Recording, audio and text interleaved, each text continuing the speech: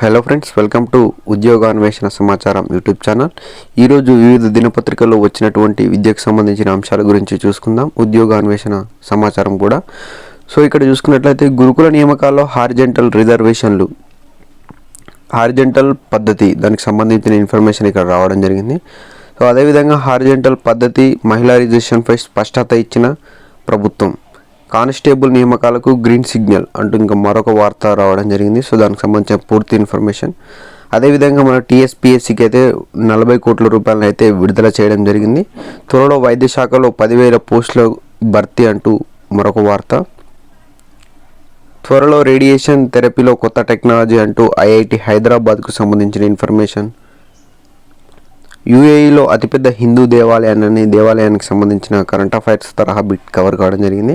అదేవిధంగా గ్రూప్ 1 అభ్యర్థులకు good news, 2 ఏళ్ల వయోపరిమితి పెంపు అంటూ కాంగ్రెస్ ప్రభుత్వం అయితే ఒక గుడ్ న్యూస్ అయితే ఇవ్వడం జరిగింది. అదేవిధంగా మన చర్చల్లో భాగంగా 15 రోజుల్లో 15,000 పోలీసు ఉద్యోగాల భర్తీ అంటూ, అదేవిధంగా సింగరేణిలోని అన్ని సమస్యలను పరిష్కరిస్తామంటూ మరొక వార్త ఇక్కడ హైలైట్ కావడం జరిగింది. సో దీనికి సంబంధించిన పూర్తి ఇన్ఫర్మేషన్ ఒకసారి చూసుకుందాం. మొదటగా కనుక చూసుకున్నట్లయితే ఇక్కడ గురుకుల నియామకాల్లో హారిజెంటల్ రిజర్వేషన్లు, గురుకుల విద్యా సంస్థల్లోని హారిజెంటల్ రిజర్వేషన్ అమలు చేస్తామని తెలంగాణ గురుకుల విద్యార్థుల సంస్థ నియామక బోర్డు ప్రకటించింది. నిరుడు ఇచ్చిన నోటిఫికేషన్ ప్రకారమే నియామకాలు జరుగుతాయని బుధవారం ఓ ప్రకటనలో వెల్లడించింది. హారిజెంటల్ రిజర్వేషన్పై పలువురు గతంలో అయితే మనకు హైకోర్టును ఆశ్రయించడం జరిగింది. ఆ కేసును విచారించిన హైకోర్టు వాటి పిటిషన్ను మంగళవారం కొట్టివేసింది. సుప్రీంకోర్టు ఆదేశాలకు అనుగుణంగా హారిజెంటల్ రిజర్వేషన్ను అమలు చేసుకోవచ్చని తెలిపింది. ఈ నేపథ్యంలో హారిజెంటల్ పద్ధతి రిజర్వేషన్లు అమలవుతాయని, మహిళలకు ప్రత్యేకంగా రోస్టర్ పాయింట్లు ఏమి ఉండవని గురుకుల విద్యా సంస్థ నియామక బోర్డు అయితే స్పష్టం చేయడం జరిగింది. సో దీనికి ఇదండి గురుకుల హారిజెంటల్ సంబంధించిన ఇన్ఫర్మేషన్. అదేవిధంగా ఇక్కడ చూసుకున్నట్లయితే ఇక హారిజెంటల్ పద్ధతి మహిళా రిజర్వేషన్లపై స్పష్టత ఇచ్చిన ప్రభుత్వం, 33.3% ఉద్యోగాలు మహిళలకు, ప్రత్యేకంగా ఎలాంటి రోస్టర్ పాయింట్లు మార్క్ ఉండదని వెల్లడి. త్వరలో టీఎస్పీఎస్సీ, టీఆర్ఈ, ఐఆర్బి పరీక్షల ఫలితాలు అంటూ ఇక్కడ మరొక వార్త రావడం జరిగింది. ఇక్కడ కానిస్టేబుల్ నియామకాలకు గ్రీన్ సిగ్నల్, 15,516 నుంచి మంది అభ్యర్థులు సుప్రీంలో ఊరట, తుది ఫలితాలనే ఫైనల్ చేస్తూ ఆదేశాలు. ఈ నెల 12 నుంచి నియామక పత్రాలు. సో ఎవరైతే గతంలో కానిస్టేబుల్కు సెలెక్టెడ్ లిస్ట్, బీఆర్ఎస్ ప్రభుత్వం హయాంలో వచ్చినటువంటి లిస్ట్ ఏదైతే ఉందో, qualified and selected list, so దానికి సంబంధించి ఎవరెవరైతే ఎంపికైన అభ్యర్థులు ఉన్నారో వాళ్ళనే ఫైనల్ చేస్తూ అయితే మనకు ఇక్కడ సుప్రీంకోర్టు నుంచి అయితే ఆదేశాలు జారీ కావడం జరిగింది. కానిస్టేబుల్ ఉద్యోగాలకు ఎంపికైన దాదాపు 15,516 మంది అభ్యర్థులను సుప్రీంకోర్టు నుంచి ఊరట లభించింది. టీఎస్ఎల్పీఆర్బీ సుప్రీంకోర్టులో వేసిన పిటిషన్ను తీర్పు సానుకూలంగా వచ్చినట్లు సమాచారం.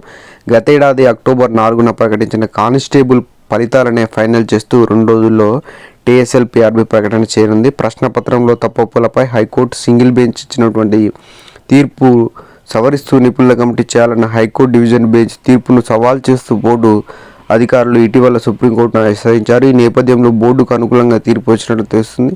దీంతో పోలీసులు, జైళ్లు, అగ్నిమాపక, ట్రాన్స్పోర్ట్, ఎక్సైజ్ శాఖల అధికారులు టీఎస్ఎల్పీఆర్బీ గతంలో అక్టోబర్ 4లో ఇచ్చినటువంటి తుది ఫలితాలను తెలుస్తుంది.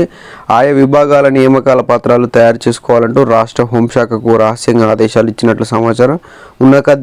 ఉన్నతాధికారులకు సెలెక్ట్ అయిన అభ్యర్థుల వివరాల జాబితా, ఇతర లేఖలు వెళ్లాయి. డ్రైవర్, మెకానిక్ పోస్టులకు లైన్ క్లియర్ అయినట్లు విశ్వసనీయ సమాచారం కాగా, సుప్రీం వాదనల సందర్భంగా నోటిఫికేషన్ వెలువడినప్పటి నుంచి తుది ఫలితాలు విడుదలయ్యే వరకు అన్నింటినీ పద్ధతి ప్రకారం నిర్వహించామని, సాంకేతికంగా ఎలాంటి పొరపాట్లు లేకుండా చూసుకున్నామని బోర్డు తరపు న్యాయవాది వివరించారు. దీంతో అన్ని అంశాలు క్షుణ్ణంగా పరిశీలించిన సుప్రీంకోర్టు కూడా బోర్డు వాదనలకు ఎలాంటి అభ్యంతరాలు చెప్పకుండా గ్రీన్ సిగ్నల్ ఇచ్చింది. తెలంగాణ హైకోర్టు వేసిన నిపుణుల కమిటీ గడువు కూడా దగ్గర పడుతుండడంతో ఈ కమిటీకి బోర్డు కూడా వాదనకే కట్టుబడి ఉందని ఇక్కడ సమాచారం. ఈ నెల 12 నుంచి నియామక పత్రాలు. ఈ నెల 12 నుంచి ఉద్యోగాలకు ఎంపికైన అభ్యర్థులకు నియామక పత్రాలు ఇవ్వనట్లు తెలుస్తుంది. 12 నుంచి నియామక పత్రాలు ఇచ్చేలా ప్రింటింగ్ ఏర్పాట్లు చేసుకోవాలని సీఎంఓ హోంశాఖ నుంచి ఆదేశాలు వచ్చినట్లు సమాచారం. ఈ నెల 12 ఎంపికైన అభ్యర్థులకు నియామక పత్రాలకు అందిస్తున్నట్లు సమాచారం. 17,000 పోలీసు ఉద్యోగాలకు నోటిఫికేషన్ ఇచ్చింది 2022 ఏప్రిల్లో గత ప్రభుత్వం. వీటిలో 587 ఎస్ఐ తత్సమాన ఉద్యోగాలు, 16,604 కానిస్టేబుల్ తత్సమాన ఉద్యోగాలు ఉన్నాయి. టీఎస్పీఎస్సీకి 40 కోట్ల రూపాయలు విడుదల చేసినటువంటి తెలంగాణ రాష్ట్ర ప్రభుత్వం కమిషన్ కార్యాలయ నిర్వహణ పరీక్షల ఏర్పాటుకు కావాల్సిన 40 కోట్లను విడుదల చేస్తూ ఆర్థిక శాఖ ప్రత్యేక కార్యదర్శి రామకృష్ణరావు బుధవారం ఉత్తర్వులు జారీ చేశారు. ఈ ఏడాది ఆఖరులోగా 2 లక్షల ప్రభుత్వ ఖాళీలను భర్తీ చేస్తామని ముఖ్యమంత్రి రేవంత్ రెడ్డి ఇటీవలే ప్రకటించిన నేపథ్యంలో కమిషన్కు నిధుల కొరత లేకుండా ప్రభుత్వం నిధులను విడుదల చేయడం జరిగింది. త్వరలో వైద్య శాఖలో 10,000 పోస్టుల భర్తీ, ఆరోగ్యశ్రీ బీమా పెంపుతో ఏటా 487 కోట్ల భారం వైద్య శాఖ మంత్రి రాజా నరసింహ అయితే చెప్పడం జరిగింది. 2,500 పోస్టుల భర్తీకి ఇప్పటికే ఆర్థిక శాఖ నుంచి అనుమతి లభించిందని తెలిపారు. బుధవారం సూర్యాపేట జిల్లా హుజూర్ నగర్ 100 పడకల ఆసుపత్రిని పరిశీలించిన అనంతరం మంత్రులు ఉత్తమ్ కుమార్ రెడ్డి, తుమ్మల నాగేశ్వరరావు రాష్ట్ర జిల్లా స్థాయి అధికారులతో సమీక్ష నిర్వహించారు. ఈ సందర్భంగా రాజా నరసింహ మాట్లాడారు. వైద్య ఆరోగ్య శాఖలో ఖాళీగా ఉన్న 7,000 పోస్టులకు గత నెలలో భర్తీ చేశామని తెలిపారు. ఆరోగ్యశ్రీ పథకం ద్వారా గతంలో 1,372 రకాల వ్యాధులకు చికిత్స అందించగా తమ సర్కారు 1,800 రకాల రోగాలను జాబితాలోకి చేర్చిందని పేర్కొన్నారు. గతంలో 5 లక్షలుగా ఉన్న రాజు ఆరోగ్యశ్రీ బీమా పరిస్థితిని 10 లక్షలకు పెంచామని, దీంతో ఏటా ప్రభుత్వం 487 కోట్లు అదనపు భారం పడుతుందని చెప్పారు. సూర్యాపేటలో పీజీ కళాశాల పనులను త్వరలోనే ప్రారంభిస్తామని చెప్పారు. మెడికల్ కళాశాలల్లోనే పోస్టులను భర్తీ చేశామని చెప్పారు.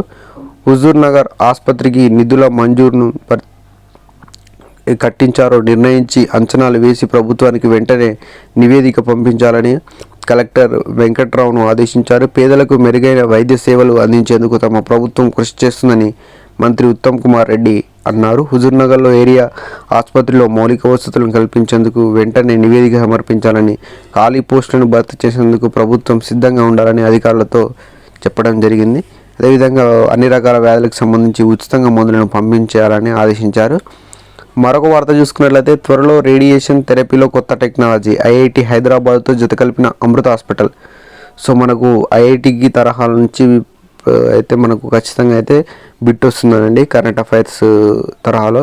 సో మనం IIT Hyderabad, IIT Kanpur, IIT Ahmedabad, IIT Madras and IIT Guwahati వీటికి సంబంధించిన అయితే ఐఐటీలకు సంబంధించిన IIT Bengaluru, so IIT Kanpur, so వీటికి సంబంధించిన అన్ని ఇన్ఫర్మేషన్ అయితే గత 1 ఇయర్కి సంబంధించిన ఇన్ఫర్మేషన్లో కొత్త సాంకేతిక పరిజ్ఞానాలు, సో ఏవేవైతే వాళ్ళు వాటిపైన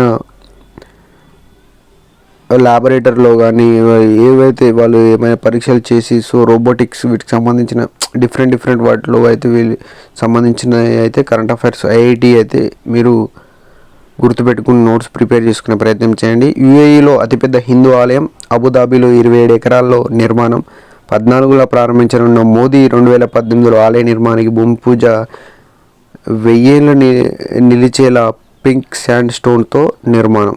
సో ఇది కరెంట్ అఫైర్స్ నేపథ్యంలో గుర్తుపెట్టుకోండి. గ్రూప్ 1 అభ్యర్థులకు గుడ్ న్యూస్. 2 ఏళ్ల వయోపరిమితి పెంపు, శరవేగంగా ఉద్యోగాల భర్తీ, 441 మందికి సింగరేణి ఉద్యోగాల నియామక పత్రాలు అందజేసే కార్యక్రమంలో ముఖ్యమంత్రి రేవంత్ రెడ్డి యుద్ధ ప్రాతిపదికన ఖాళీ పోస్టుల భర్తీకి చర్యలు చేపడుతున్నామని, అభ్యర్థులు పరీక్షల గురించి ఆలోచించకుండా సన్నద్ధం కావాలని సీఎం రేవంత్ రెడ్డి అన్నారు. మంగళవారం నెక్లెస్ రోడ్ని అంబేద్కర్ విగ్రహం వద్ద నిర్వహించిన సింగరేణి మేళలో ఆయన ముఖ్య అతిథిగా పాల్గొన్నారు.